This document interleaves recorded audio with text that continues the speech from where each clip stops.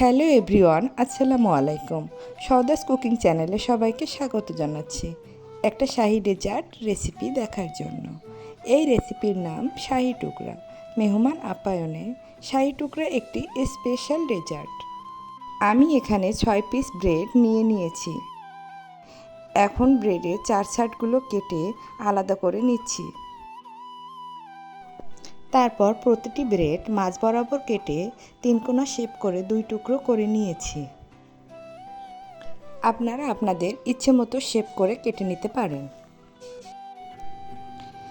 এখন আমি একটি প্যানে 1 চামচ ঘি গরম হয়ে আসলে 1 চামচ করে কিশমিশ, কাঠবাদাম কুচি ও কাজু বাদাম কুচি দিয়ে একটু ভেজে নিব।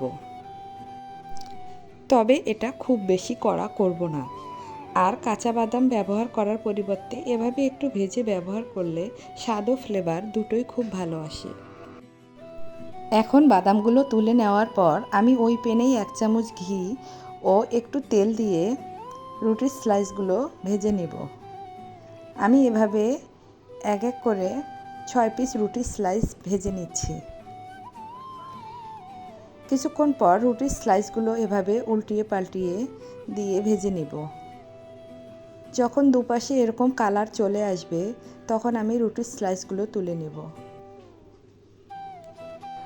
আমার ভিডিও যদি আপনাদের ভালো লাগে একটি লাইক দিবেন আর আপনাদের মূল্যবান মতামত কমেন্টের মাধ্যমে জানাবেন।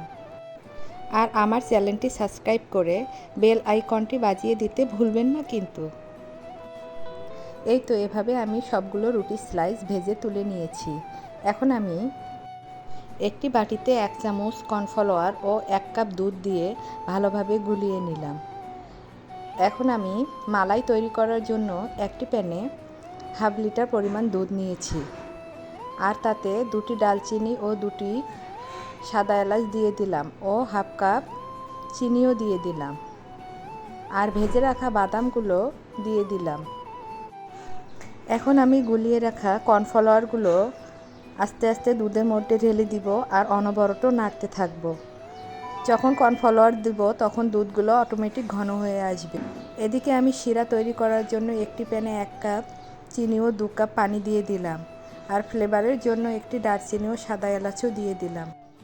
এখন আমি চিনির শিরাগুলো চুলা থেকে নামিয়ে নিব।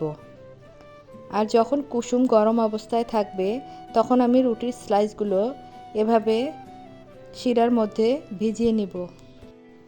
আপনারা অবশ্যই বাসায় এভাবে একবার বানিয়ে ট্রাই করবেন। বাসার সবাই অনেক পছন্দ করবে আর আপনার প্রশংসাও করবে। এই তো সবগুলো শাহী টুকরা আমি এভাবে সাজিয়ে নিয়েছি।